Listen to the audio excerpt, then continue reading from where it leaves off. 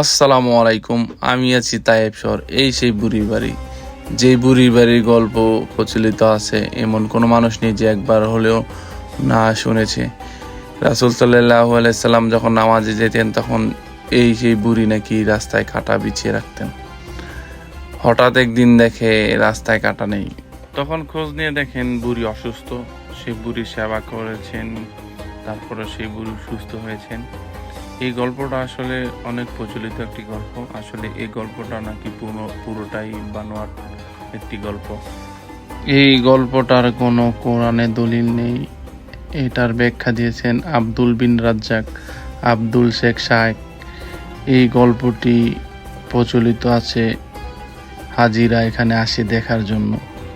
আসলে 1400 বছর আগের এই বাড়িটি এখন অক্ষত রয়েছে। এটা আসলে পুরো একটি বানোয়াট গল্প। যখন আমি এই বক্তব্যটা শুনেছি তখন দেখার খুবই ইচ্ছা ছিল, তখন এসে দেখলাম 1400 বছর আগের ঘটনা। এটা ভুল, মক্কার ঘটনা ছিল কাটার ঘটনাটা।